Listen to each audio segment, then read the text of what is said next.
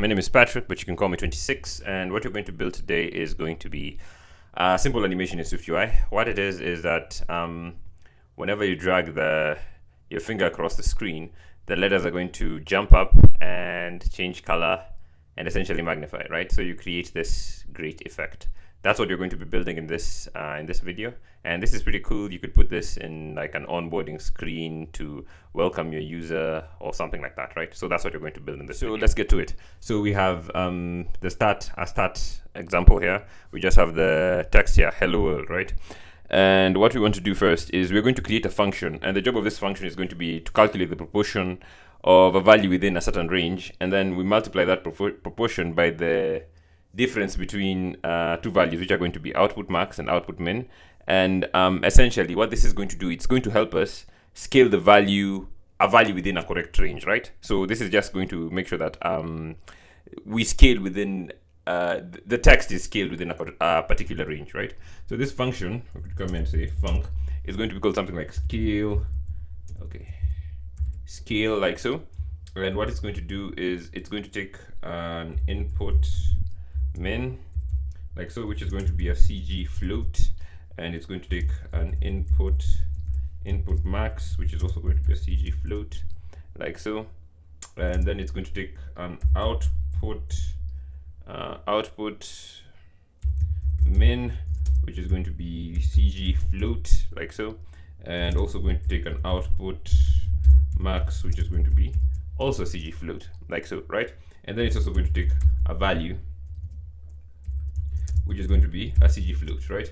And what it's going to return is going to be a CG float, right? And the next thing is it's going to return, and we're just going to take the output minimum, and maybe spell this correctly, right? It's going to be output min, like so, output min.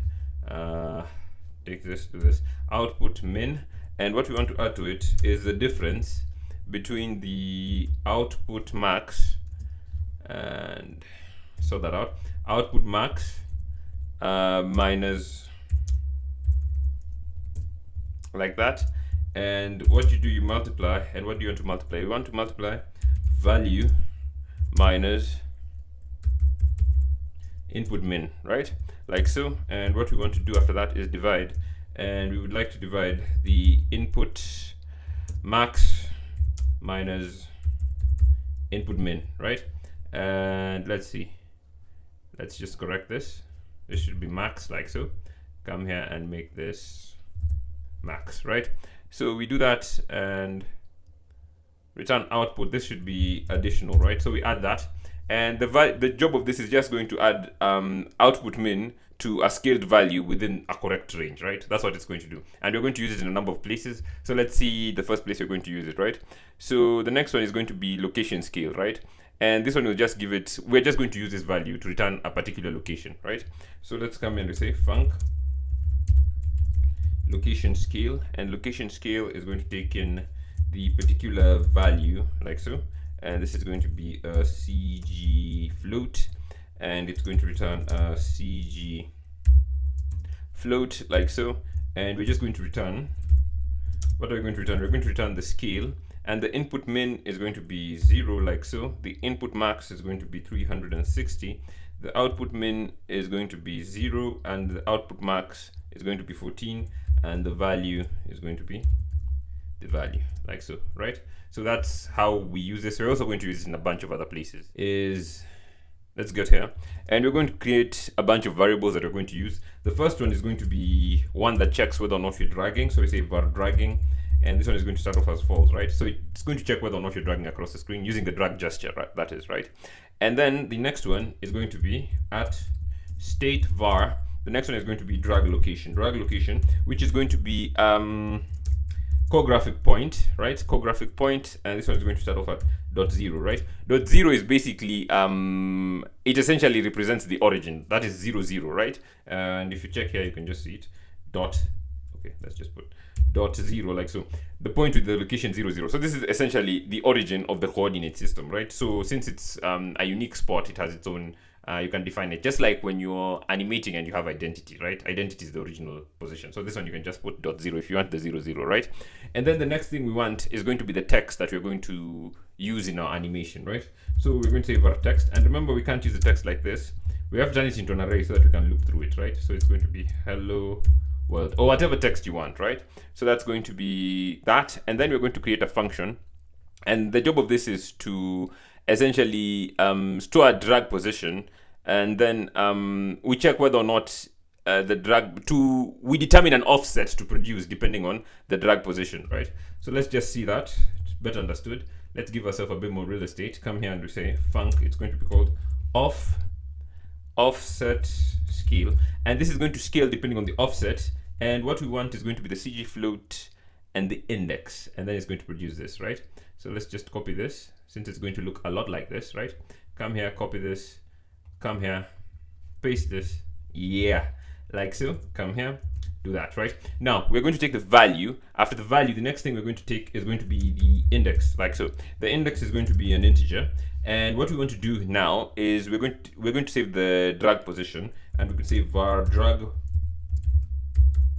position, and the drag position is just going to be the location scale, and we're going to pass in the value, right? So that's what we're going to use the location scale for. And what we want to do is the drag position, we're going to make sure that the drag position never goes negative, right? So we could say drag, okay, spell it correctly, drag position is going to be either the maximum of the current drag position, or if it's negative, just make it 0, right? So it never goes negative. That's what that line does. And then we check if the index of if the index is going to be int,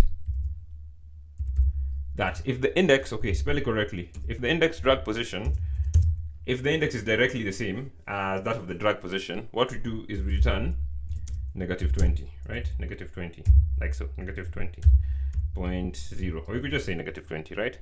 So we do that, and then else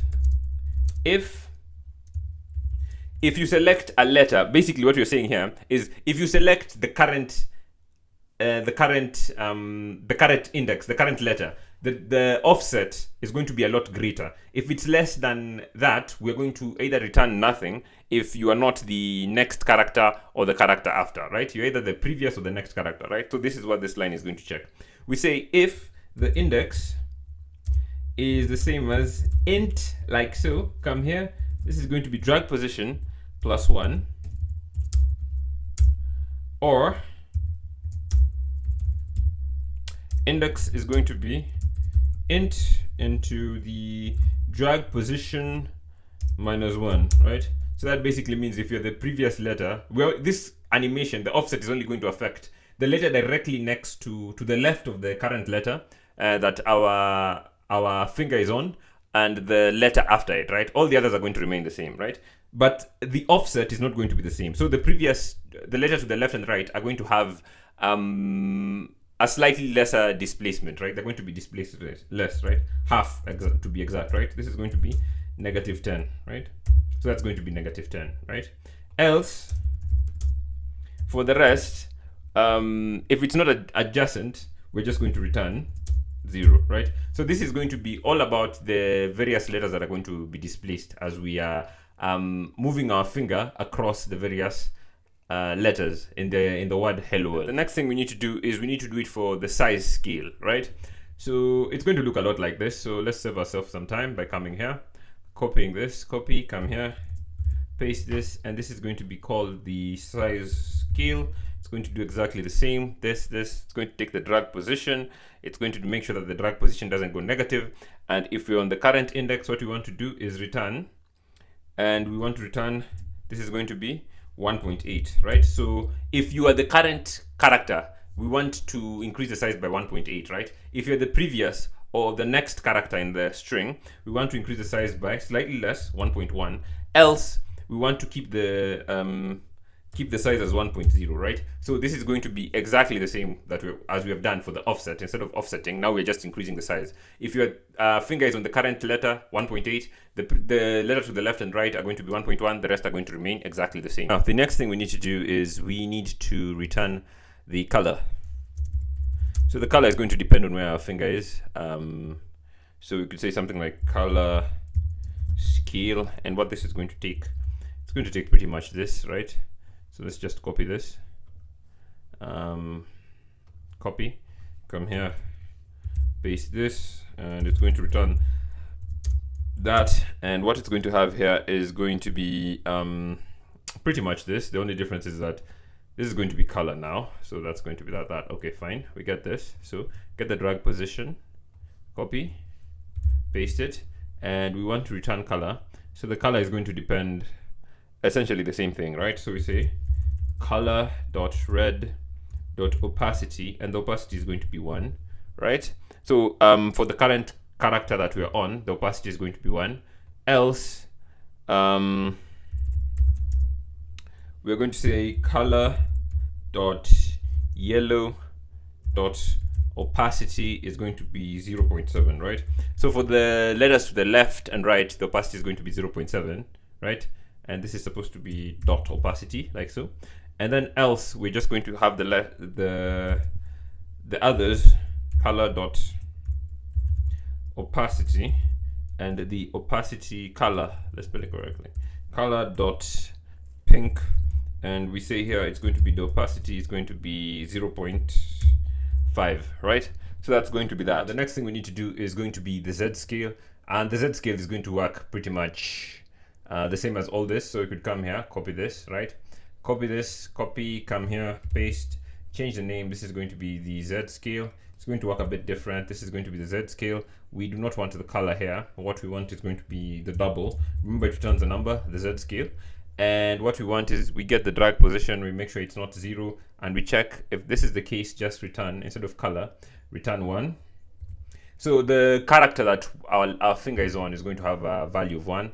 Else all the others are going to be 0, right? So you could come here, ditch this, return 0, right? So return 0. So that's going to be essentially our Z scale, right? Now the next thing we need to do is to have drag, the drag gesture, right? So we say here var drag, and drag is going to be some gesture. We use the opaque type, some gesture like so. And here we say we want the drag gesture to be activated. We don't want a minimum distance, right? We want as soon as you put your finger for the drag gesture to be activated, right? So we say here drag gesture, and this one requires a minimum like so. Minimum distance is going to be 0 like so. And then we come here and we say dot on changed, and we just want that. And we get here the gesture in the closure, and we come here and we're just going to say what you're going to say. This is going to update the drag location on the first drag movement, right? So as soon as you start it, it's going to update, right? So if it is not dragging,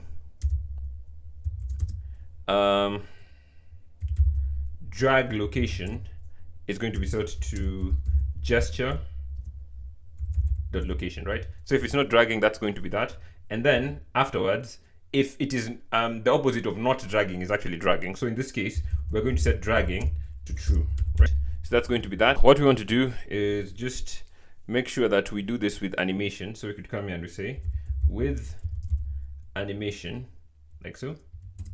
And what we want is going to be dot spring, and we want spring response and damping fraction, this one, right? Dot spring like so.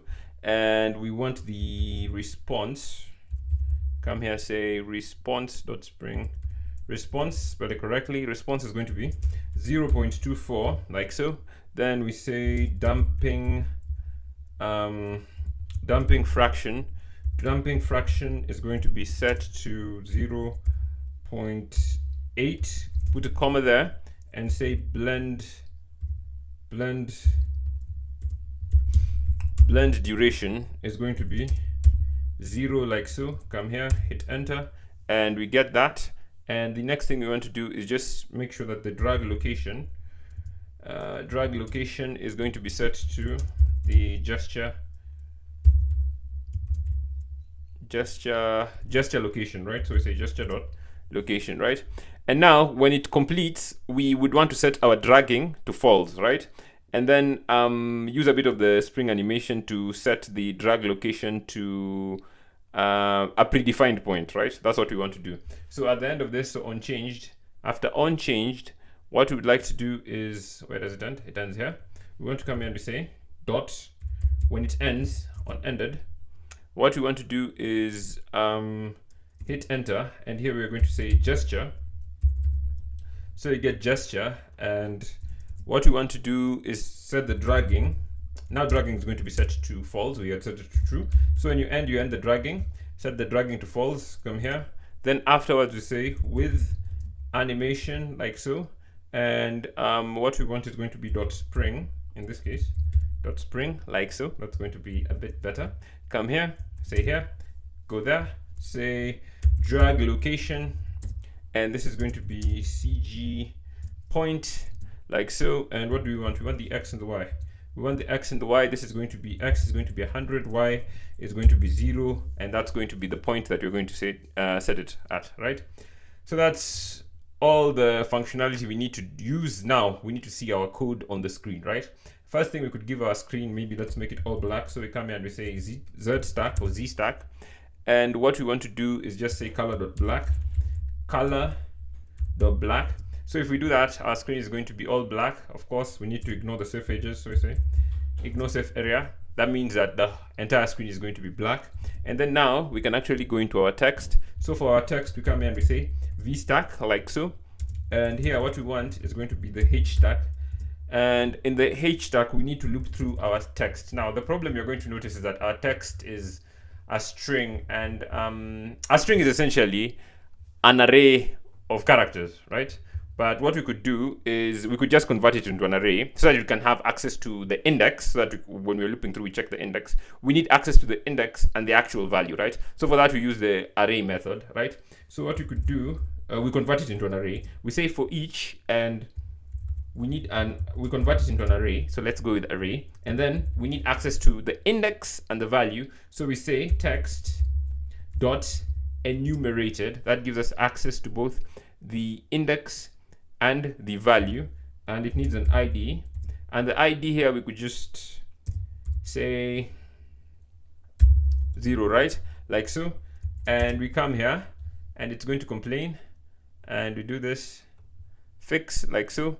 And what we would want actually is going to be, let's get access to the index and the value. We say here index comma value, right? And what we want to do next is put the text. So take the text, and to see the text, what we would need is the value. And the value, remember, we need to stringify it, right? We need to convert it into a string. So let's come here, do this, come here, do that, convert it into a string, right? So get here, say string, like so, and this is going to convert it into a string, right? So we're going to get every single character. And the next thing is to make it big. So we say dot font. Font is going to be, let's make it large title to make it as big as possible. And then we say we want the offset. So we say dot offset, and offset is going to be Y. We're going to check the Y on the Y, and we say this is going to be, check whether or not dragging is true. And if it is, we just call the offset scale, and the value is going to be the drag location dot x, and the index is going to be the index, right? And we're going to put a 0 there, right? So check that, and let's do the same essentially for the scale effect, whether or not we're scaling it. So we say scale effect, let's say dot scale effect here, like so. And what we want with the scale effect is just check whether or not dragging is true. If dragging is true, what we want to do is say size scale, and this one requires a value. What's the value of the size scale? This is going to be drag location. The drag location.x index is going to be index, like so. And here we're just going to say this is going to be, else it's going to be 1, right? So either scale it or leave it as it is, right? Now, after that, we say foreground style, like so. And what we have here is going to be, we're going to check the dragging, and if it is true, we're going to say we want the color scale, and the color scale, the value is just going to be the drag location dot x, and the index is going to be the particular index that we pass in, else the color is just going to be white, right? And if we do that, we should see something, right? Now we get hello world, we can actually see where we are. And after that, we add the Z index, which is going to be the last one, Z index. And with the Z index, what we want to do is just come here and say Z scale, and the value is just going to be the drag location. Wait, we're going to check with the dragging. Come here, say dragging, and then we say Z scale, and this is going to be drag location dot x, and the index is going to be the index, and else this is going to be we're going to have a value of 0, right?